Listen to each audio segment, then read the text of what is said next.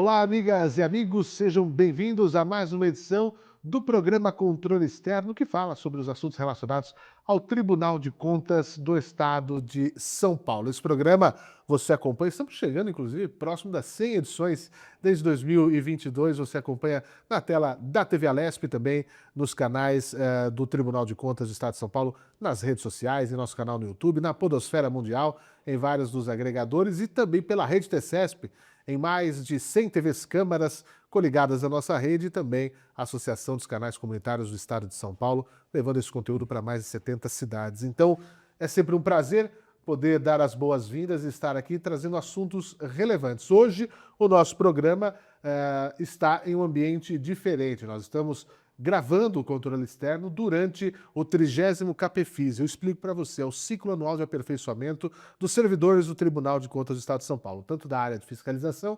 administração e tecnologia da informação. E dentro do nosso cronograma, além de oficinas, treinamentos, nós temos palestras com importantes personalidades que trazem assuntos que são candentes, não só para o nosso trabalho, mas também para a nossa vida. E por isso que hoje eu recebo um dos palestrantes que participou do nosso 30º CAPEFIS, o CAPEFIS festivo, né? 30 anos, 3 décadas do nosso CAPEFIS, o doutor Iberê de Castro Dias. É um prazer tê-lo aqui conosco no nosso programa especial, uma figura tão querida no universo do mundo jurídico que esteve presente para fazer uma apresentação sobre projetos incríveis e foi tão pouco que a gente estendeu para esse programa. Seja bem-vindo, doutor Iberê. Muito obrigado, prazer meu. Que honra enorme estar aqui nessa edição comemorativa, né? 30 anos de CAPEFIS. Pois é. E ter a oportunidade de conversar de servidor público para servidor público, da gente poder trocar essa ideia sobre nossas funções constitucionais, né? Nossas funções, cada um nos seus órgãos, mas sempre pensando formas de aprimorar, de fazer da sociedade algo um pouco melhor, né? Pois é, eu queria já começar justamente sobre isso. O senhor é um servidor público, né, do TJ, do nosso Tribunal de Justiça, veio falar para servidores públicos durante um ciclo de aperfeiçoamento para melhorar o trabalho do servidor público, né? Melhorar tanto no seu dia a dia, como também para a entrega que é feita para a sociedade, sobretudo num papel que tem o Tribunal de Contas, né? Que mensagem que o senhor já começa deixando justamente sobre isso, sobre a atuação do servidor público em si, né?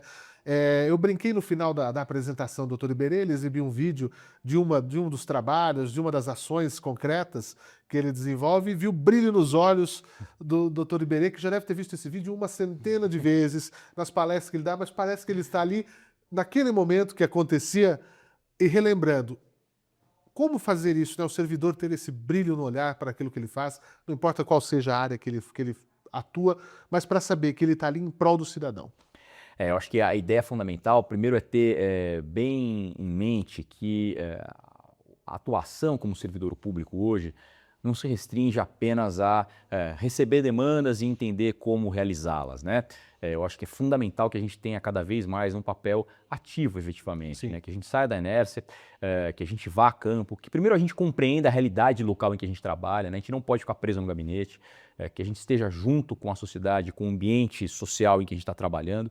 Isso é absolutamente fundamental para entender quais são os problemas, quais são as demandas que a gente tem que resolver, porque nem sempre os problemas reais ali são todos aqueles que nos chegam à nossa mesa, né? Então, a gente estar em campo é fundamental para compreender as demandas sociais todas e, a partir disso, ter ideias que sejam inovadoras, que tenham o propósito de efetivamente solucionar as questões sociais que apareçam. A gente não pode limitar nosso trabalho, obviamente, a ser um mero burocrata, resolvedor né?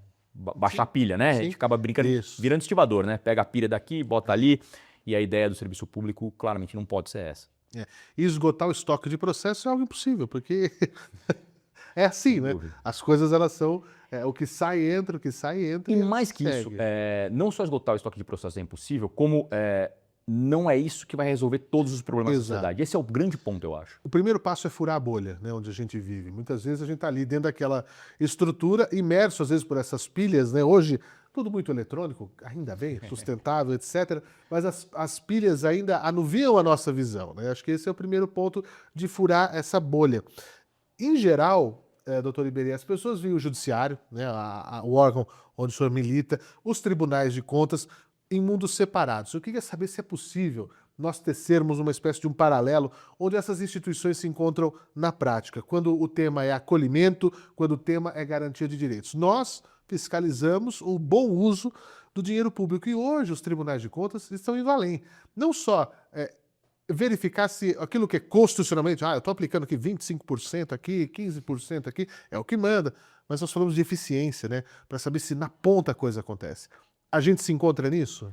Sem dúvida, né? E precisa realmente se encontrar, né? O Tribunal de Justiça do Estado de São Paulo, o Tribunal de Contas do Estado, cada vez mais tem firmado parcerias voltadas às suas áreas de atuação, integrando as atuações e, para minha felicidade, várias dessas parcerias estão voltadas para a área de crianças e adolescentes, direitos de crianças e adolescentes, que a Constituição prevê que é prioridade absoluta, né?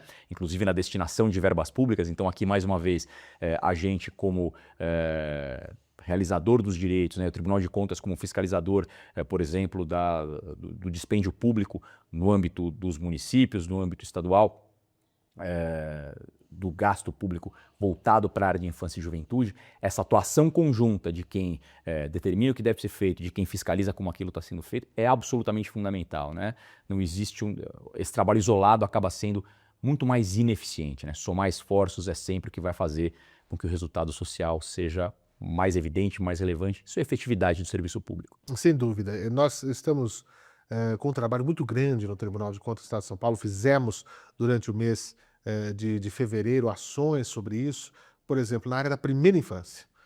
E aí, quando a gente fala de primeira infância, a gente vai falar do município, né? Ele que tem essa responsabilidade em cuidar, e são os nossos jurisdicionados diretos, né? Então, é um dos exemplos, quando a gente fala, né, de crianças e adolescentes, é a primeira infância.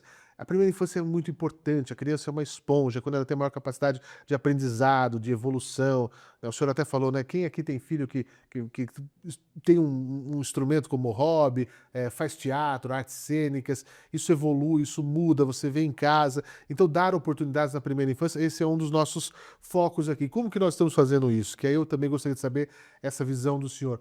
O tribunal tem um nome muito pesado. Tribunal é um nome pesado. Quem vai para o tribunal é porque algo deu errado, está devendo alguma coisa e não vai se dar bem e tal. Mas, mais do que essa questão punitiva, nós estamos atuando na questão pedagógica. E acredito que isso também passa pelo Tribunal de Justiça e, sobretudo, nessa área da criança e do adolescente.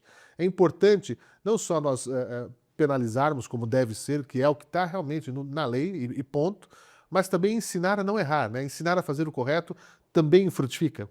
Sem dúvida nenhuma, e esse é o papel mais relevante que existe, né? Do contrário, a gente passa... Se a gente não fizer esse trabalho de prevenção e de ensinar e tal, a gente vai passar o tempo inteiro enxugando gelo com manta térmica, né? Aquela ideia de nunca vai dar certo. Se a gente for esperar dar o problema para depois conseguir pensar formas jurídicas de resolvê-lo, a gente vai estar sempre correndo atrás do próprio rabo. Aquela ideia de que, né, não consegue avançar.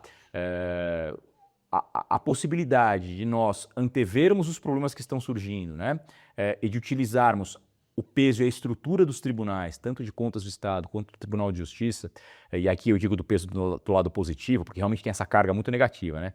O tribunal, raramente quem vai no tribunal vai para o tribunal porque está tudo bem, né? Então a gente só recebe problema, né? A gente nunca pensa, às vezes, como promoção de justiça, mas sim banco dos réus. Exatamente. A área penal, a área punitiva, o dedo apontando, né? E claramente os tribunais não são apenas isso. Aliás, essa é uma parcela pequena da atuação dos tribunais. Quanto maior for o trabalho preventivo que a gente conseguir fazer, melhor a sociedade vai estar, menos processos vão chegar para serem resolvidos e mais as pessoas da sociedade vão ter a possibilidade de tocarem suas vidas de forma mais felizes, mais tranquilas, né, com seus direitos assegurados. Quando a gente fala de direitos de crianças e adolescentes e de primeira infância, com mais razão, né? Porque se direitos de crianças e adolescentes são prioridade absoluta pela Constituição, quando a gente fala de primeira infância, a gente fala da prioridade da prioridade. A lei expressamente prevê isso, por isso que essa parceria do Tribunal de Contas do Estado com o Tribunal de Justiça, voltada para a área de primeira infância, é tão relevante. Pois é, foi uma parceria que surgiu no final do ano. Se você não conhece, sugiro que visite um site específico para que as prefeituras possam colocar as suas boas práticas. Nós estamos em busca de boas histórias para contar também. E com isso, né, doutora, eu falo que a gente contamina. A boa notícia contamina os outros ambientes e fala, pô, Eu não posso ficar para trás, né? Eu também preciso me ajustar e procurar estar dentro dessa mesma página, nós temos que estar totalmente alinhados. Uma Mas epidemia do bem, né? epidemia do bem, isso é maravilhoso. Mas hoje, qual que seria o gargalo, quando a gente fala dessas boas práticas para transformar, né, o acolhimento em resultados reais? Hoje, onde que a gente está mais empacando nessa falta de tração? A gente tem um problema bastante relevante em qualquer área do serviço público, que é a falta de pessoas, né? Então a gente Isso é acaba verdade. ficando meio afogado de demandas e de serviços. Isso dificulta essa atuação um pouco mais ativa, né? E a gente precisa entender que a gente tem que arrumar um jeito de fazer isso. Eu acho que esse é um dos grandes gargalos, um dos grandes problemas, né? Quando a gente fala especificamente de direitos de crianças e adolescentes, eu acho que a gente tem um outro problema que é o fato de crianças e adolescentes não votarem, por exemplo, né? Então, raramente quem está na área, quem está, por exemplo, se candidatando a um cargo público, planeja, faz projetos voltados à área de crianças e adolescentes, né? Quando faz é algo na área da educação e na área da saúde só, e claramente esses não são os únicos direitos, pelo contrário, a Constituição reconhece uma série de outros direitos, a profissionalização, a convivência familiar e comunitária, a cultura que a gente mencionou aqui, o direito ao esporte que está previsto no ECA, que são direitos que acabam ficando um pouco relegados e quem executa, quem realiza a política pública precisa ter noção, precisa ter essa noção da prioridade, né? Isso está na lei, isso não é favor, isso é um dever de quem executa a política pública e acho que a gente precisa ampliar essa conscientização dos gestores públicos também. E onde que a gente encontra algumas falhas? É no planejamento, é na execução, é na hora de integrar a rede, porque a gente tem saúde, educação, assistência social, ou na hora de monitorar, que é uma coisa que nós no tribunal cobramos muito, né, que é o acompanhamento dos projetos, quem que está ali como gestor daquele contrato, de ver se aquela OS está realmente fazendo como deve, né, porque eu dei o exemplo de OS, porque o terceiro setor não para de crescer, é uma realidade, está sempre ali na saúde, na educação, cuidando de um centro de educação infantil. Onde que a gente vê essas falhas? Ou tem em tudo, né? Ou ela é geral? Eu acho que de alguma forma todas essas áreas têm algumas falhas a serem corrigidas, umas mais, outras menos. Até né? porque se você já começa com falha no planejamento, todo o resto vai dar errado, até a execução. Exatamente. Esse eu acho que é o primeiro ponto, né? Quando eu falo que o gestor público precisa prestar atenção na necessidade e na prioridade absoluta de crianças e adolescentes, eu estou falando justamente disso, está inserido em qualquer planejamento. Né? A gente não deveria ter que fazer tanta força para que a primeira infância estivesse inserida no planejamento, né? e no orçamento público mesmo. Né? E mais que isso, ainda quando há algum planejamento de políticas públicas para a área da infância e da juventude, acho que o segundo principal problema que a gente tem, como você mencionou, é a integração de rede. Infelizmente, a gente ainda percebe, especialmente nos municípios, secretarias que se enxergam cada uma como uma ilha. Né? E trabalho de infância e juventude é trabalho em rede. Se a Secretaria de Educação não entender que precisa trabalhar conjuntamente com a da Saúde, com a da Assistência Social, com a da Cultura, com a Secretaria do Esporte, que, de novo, são secretarias que tradicionalmente recebem menos verbas, têm um olhar um pouco menos voltado para isso, todas essas secretarias fazem parte de direitos fundamentais, constitucionais de crianças e adolescentes. Sem essa atuação conjunta e integrada, o serviço fica capenga. Né? Então, é importante que as secretarias municipais compreendam a importância do trabalho conjunto em rede. Né? Não existe atuar sozinho, cada um no seu gabinete. As secretarias precisam pensar globalmente, todas as secretarias, de novo, não só saúde e educação, todas as secretarias pensarem em atuações globais na área municipal, que estão ali muito mais próximas do munícipe, né? do cidadão, para que as políticas públicas voltadas para a área da infância e da juventude sejam mais eficazes. Eu trago uma questão aqui, doutor Iberê, que eu quero saber se é uma visão minha, talvez viciada, de um jornalista já de 22, 23 anos de carreira. Mas quando a gente fala em crianças e adolescentes, quando a gente fala em acolhimento, quando a gente fala em políticas né, o que precisa ser feito, bate aquela emoção, né, aquela questão emocional. Mas a gente precisa ter gestão também, né? Como é que a gente equilibra a sensibilidade com indicadores que são frios, né? O senhor apresentou números que às vezes nos assustam e nos chocam, né? É difícil isso. É muito difícil, mas vou te falar uma coisa, Fernando. Eu acho que deixar a sensibilidade aflorar é fundamental. Quando você falou no começo do brilho nos olhos do servidor, o brilho nos olhos vem disso aí. Se você não se sentir movido por uma razão emocional mesmo para executar seu trabalho, Ela é a mola. Ela é a mola, sem dúvida, né? Você precisa ter uma razão para querer muito fazer aquilo, porque tem uma série de barreiras, né? Você vai ouvir um monte de não, tem uma série de dificuldades, sejam elas orçamentárias, sejam de vontade política mesmo. Se você não tiver imbuído dessa paixão mesmo, né? Desse sentimento emotivo, vai ficar mais difícil. Então, eu não vejo nenhum problema e não vejo incompatibilidade, não, tá? Ótimo. Eu acho que é necessário conjugar essa emoção, essa sensibilidade com a busca de algo mais... Também não adianta só emoção. Isso. Muito amor só não resolve, né? Precisa de prática e de eficiência, de atuação técnica, né? É essa paixão, esse amor unido à técnica. De tanto amar, eu vou resolver. Exatamente. Eu vou buscar formas eficazes de solução, né? Não adianta achar que a paixão vai trazer a solução sozinha, porque não vai. Então, buscar indicadores, buscar estatísticas, pensar formas de executar aquela política pública, mas, claro, sempre movido a partir daquela paixão que você tenha para aquela determinada área em que você está atuando. No meu caso, direitos de crianças e adolescentes. Né? E aí essa paixão se transforma em alguns projetos, né, que tem tanto sucesso que acabam ganhando prêmios tão importantes no cenário nacional, né? Eu queria que o senhor falasse um pouquinho desses projetos, dar uma passadinha por eles aí, que são espetaculares, né? Às vezes a gente fala assim, poxa, mas como que não pensamos nisso antes, né? E é tão necessário. Por favor, doutor. Pô, obrigado primeiro pelas palavras. O Tribunal de Justiça de São Paulo tem, dentre outros tantos projetos, mas hoje eu falei de 3 deles, né? Primeiro deles, o Adote um Boa Noite, um projeto que tem por finalidade dar maior visibilidade a crianças e adolescentes de casas de acolhimento, né? Quando a gente fala com o público leigo, raramente eles vão saber de que crianças a gente está falando, qual é o recorte social de que a gente trata quando fala de crianças e adolescentes, e a partir disso colocar para a sociedade, primeiro, que são sujeitos de direito, né? Que são pessoas que têm o direito de sonhar, que têm o direito de desejar, que têm também aqueles mesmos direitos que estão ali previstos na Constituição.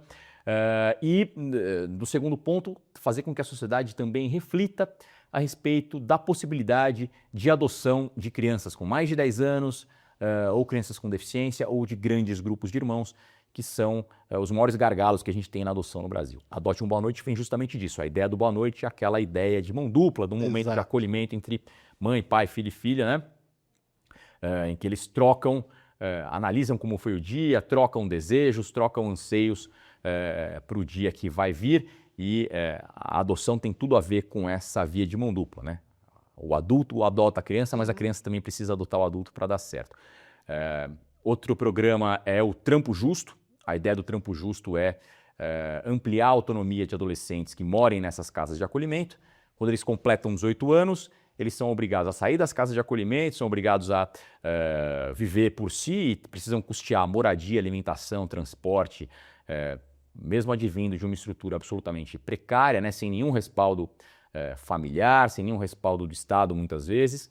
Adolescentes que acabaram tendo que normalmente crescer em casas de acolhimento porque não conseguiram ser adotados, e aos 18 anos passam a ter que se virar sozinhos. Então a ideia do Trampo Justo é aumentar a autonomia desses adolescentes, inserindo os adolescentes no mercado de trabalho, seja como jovens aprendizes, seja como seletistas a partir dos 16 anos, né? Jovens aprendizes desde os 14, seja ampliando o grau de escolaridade que eles tenham, né? Então a ideia é trazer empresas, trazer empregadores de qualquer forma, né? Sejam grandes empresas, sejam pequenas empresas, para que esses adolescentes que moram em casas de acolhimento tenham a oportunidade real de ingressar no mercado de trabalho de forma protegida, de forma estruturada, para que aos 18 anos eles tenham condições mínimas de tocar a vida por si. Iniciar sozinhos, né?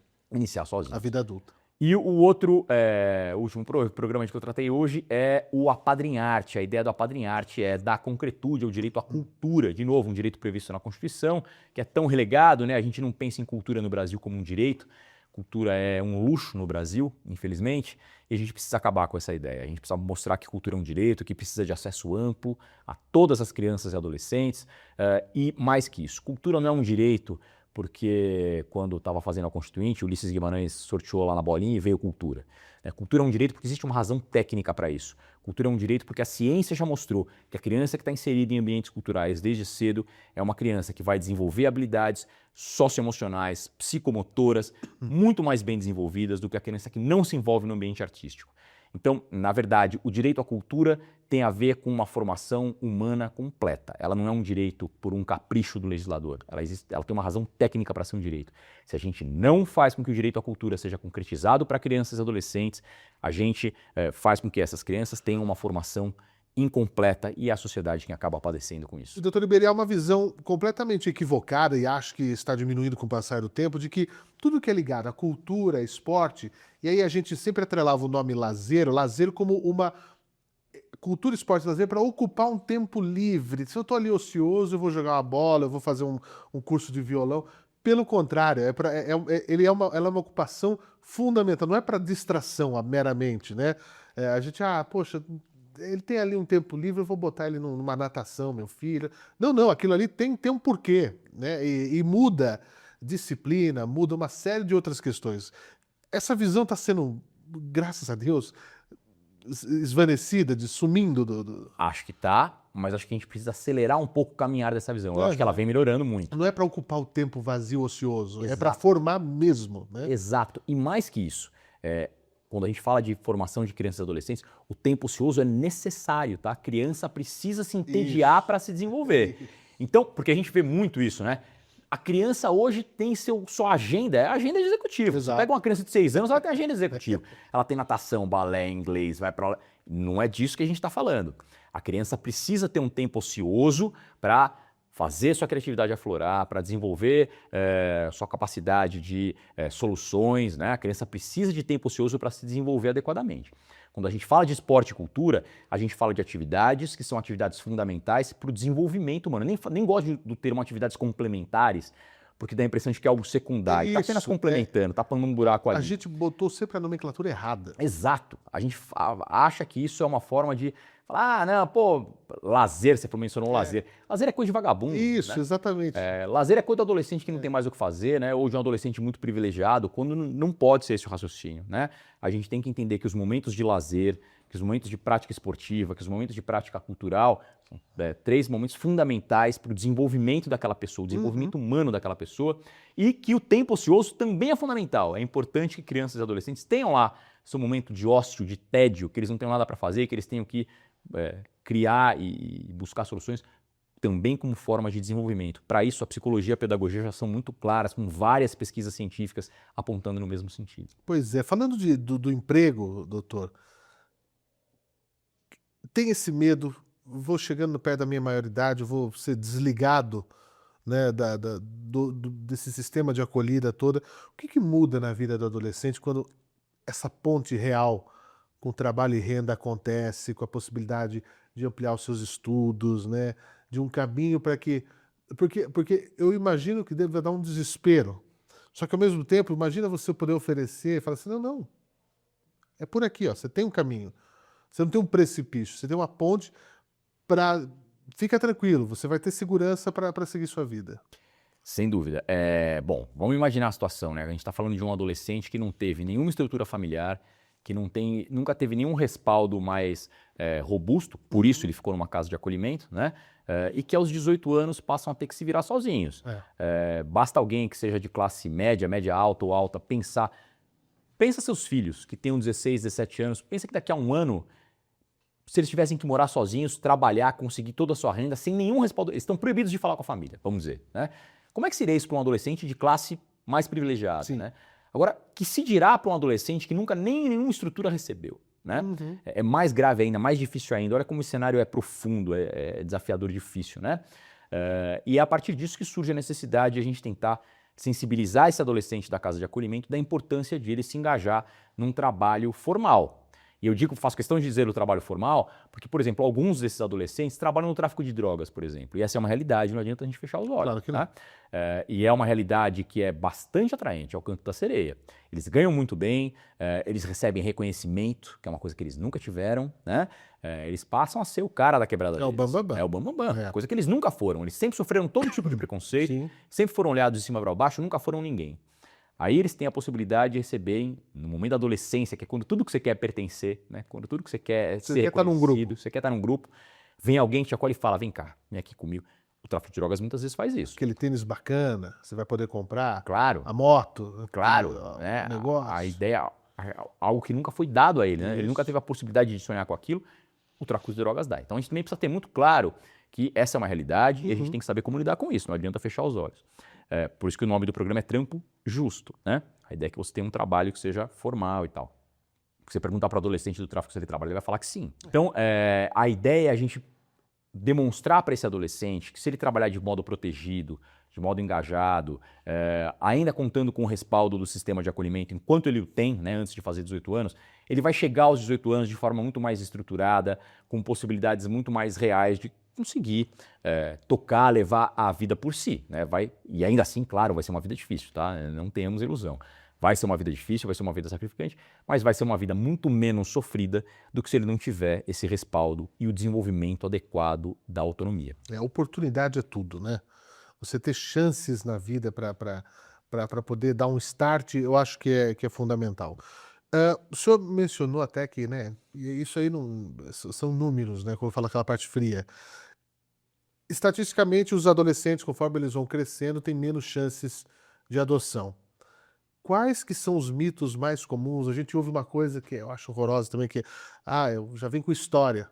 Esse aí, ó, aquela ali já vem com história. Como é que a gente muda essa chave? Falando para as pessoas que às vezes aqui... eu tive uma vez, há muitos anos, uma entrevista com o Juca Chaves para falar sobre adoção, de um grupo de adoção que tinha na minha cidade natal, lá em Araraquara, com a vara da criança, que era o GRUDA, que era o grupo...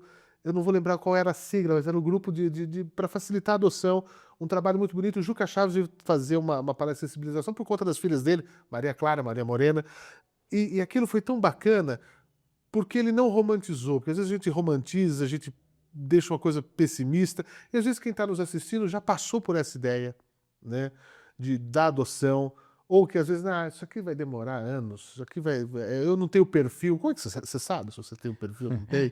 Você foi buscar ajuda especializada? Como é que a gente, até às vezes para uma adoção um pouco mais tardia, como é que a gente faz esse movimento, doutor? Bom, primeiro de tudo, o primeiro passo, eu acho que é como eu falei no início, né, a gente colocar para a sociedade que isso é uma possibilidade. Porque quando a gente fala de adoção, o ideário, o imaginário popular é da adoção de uma criancinha. Isso, né? um bebezinho. Se você conversar com o leigo e falar da adoção, na cabeça dele vai vir uma criança de colo sendo carregada pelo adotante. Né? Quando, na verdade, a adoção é uma possibilidade, de adolescente, é uma possibilidade muito real. Assim como, né, de qualquer idade. Então, a sociedade poder refletir sobre a adoção de um adolescente é o primeiro passo para que as pessoas eventualmente cheguem à conclusão de que, no fundo é isso que vai acabar atendendo ao seu desejo, ao seu sonho de ser mãe ou de ser pai. Porque se a pessoa nem reflete sobre aquilo, ela não tem a oportunidade de chegar a essa conclusão, né? E claro, durante a reflexão ela também pode chegar à conclusão de que não, ela quer adotar uma criancinha, quer ver a criança dar o primeiro passo, comer a primeira papinha sólida, falar a primeira palavra. Isso é absolutamente legítimo, não tem nada de imoral, pelo contrário. Cada um sabe do seu sonho de ser pai ou de ser mãe. Apenas a ideia é despertar essa possibilidade, o desejo de adotar um adolescente. Porque mais e mais, cada vez mais, há pessoas que chegam à vara da infância e dizem, olha, eu quero muito adotar, tenho o sonho de ser pai ou de ser mãe, mas a minha rotina não me permite, por exemplo, ter uma criança que seja muito dependente de mim. Uhum. Eu não tenho a possibilidade de cuidar de uma criança de 3, 4 anos, ou recém-nascida, ficar acordando de madrugada. Então, cada vez mais as pessoas vêm compreendendo que o sonho de maternidade e de paternidade pode ter várias formas. Inclusive a de adoção de um adolescente. E aí tem a história do mito que você falou, né? Fala, nossa, mas adotar um adolescente, ele já vem cheio de traumas. Cheio de traumas. Todos nós temos as nossas mochilas que carregamos de traumas e felicidades ao longo da vida, né? E claro, esses adolescentes que estão nas casas de acolhimento, com possibilidade de adoção, passaram por diversos traumas, sem dúvida nenhuma. Passaram por algumas questões que foram trabalhadas ao longo do tempo, mas isso não significa, primeiro, que esses traumas sejam impeditivos de qualquer formação de vínculo, porque tem isso, né? Um adolescente nunca vai me reconhecer como pai ou como mãe. Bobagem. Tem dezenas, centenas de histórias de adoções fantásticas, muito bem-sucedidas de adolescentes, com vínculos absolutamente sólidos e saudáveis. E tem também aquela ideia, mas eu conheço um amigo que adotou um adolescente e ele dá tanto trabalho. Ele é o único adolescente que dá trabalho. Quer dizer que os outros adolescentes que são filhos biológicos não trabalham nenhum. Assim, a gente precisa tomar muito cuidado para compreender o que tem embasamento científico e o que é um preconceito apenas. Claro. Né? O adolescente dá trabalho porque essa é uma das razões da adolescência. Você precisa romper sua casca. E outra, o adolescente não deu algum trabalho na adolescência talvez tenha uma questãozinha no futuro para lidar, porque aquele é muito que ele tem de romper, de buscar limites, de ser um pouco mais rebelde para sua própria formação, né? Então, claro, naturalmente a adoção de adolescentes tem desafios diferentes daqueles de adoção de uma criança recém-nascida, por exemplo, né? Que não são melhores ou piores, são apenas desafios diferentes. E aí é ideal que a gente desconstrua esses mitos, que dê, claro, a noção da realidade, né? Quais são as dificuldades, e há muitos desafios em qualquer adoção, claro. Né? Claro. A gente não pode edulcorar a adoção também, né? Existem dificuldades e desafios, mas, assim como existem, dentro desses desafios todos, milhares e milhares de histórias de adoção que vieram para, primeiro, atender ao desejo dos adultos de serem mães e serem pais pela via da adoção, segundo, atender ao direito dessas crianças e desses adolescentes, o direito constitucional à convivência familiar e comunitária. O nosso tempo é muito curto, doutor Iberê, mas eu queria que deixasse em linhas gerais. Então, quem tem esse desejo, quem quer conhecer um pouco mais, qual que é o caminho? Buscar a vara da infância e juventude da comarca ali da sua cidade? Esse é o primeiro passo. É o primeiro passo. Busque a vara da infância e da juventude atrelada à cidade em que você reside. E sempre procure o caminho certo, gente. Não tem esse negócio de entregar uma criança. Tem uma pessoa que vai entregar uma criança. Só para terminar, tem muita gente que não sabe, isso sempre é irregular, tá? A adoção só é válida se for feita pela vara da infância. Se alguém chegar falando, eu conheço uma pessoa que vai ter um filho e quer entregar, isso é ilícito, eventualmente pode até configurar crime, lá na frente vai dar problema para todo mundo. Quer adotar? Siga pelo caminho legal, regular, busque a vara da infância e da juventude, vai receber todo o respaldo, todo o apoio ali para poder satisfazer seu sonho de ser mãe ou de ser pai. Que bacana, isso é muito bom e a gente espera que possamos imbuir desse espírito de dar oportunidades para essas crianças, para esses adolescentes que vivam uma vida plena. É isso que a gente pede, nada mais. Uma vez mais, Iberê, gostaria de agradecer a sua presença no nosso Cafefis e aqui no nosso programa para estender um pouco mais esse papo e ficar, né, registrado nas nossas redes para quem quiser saber mais sobre esses assuntos, né? Pode procurar também ali no TJ, deixar alguma informação final, alguma forma de contato, doutor Iberê, fique à vontade. Primeiro, parabéns pelo Cafefis, fiquei muito bem impressionado com o evento, que oportunidade sensacional, uma honra ter tido a chance de estar aqui. Para quem tem interesse, pode procurar o Adote um Boa Noite, o site do Adote um Boa Noite. Basta fazer uma pesquisa no Google ali, vai achar facinho. Também pode procurar o hot site da adoção no site do Tribunal de Justiça de São Paulo, também tem todo o caminho necessário ali. E pode entrar em contato com a Vara da Infância e da Juventude, como a gente mencionou, que sempre vai ter algum atendimento um pouco mais técnico e mais especializado. Sem dúvida, e correto, é o mais importante. Sem dúvida. Mais uma vez, muito obrigado, doutor Iberê, e a você que nos acompanhou até agora, também o meu sincero agradecimento pelo carinho da sua audiência e por nos acompanhar em mais um programa. Semana que vem estamos de volta. Tchau!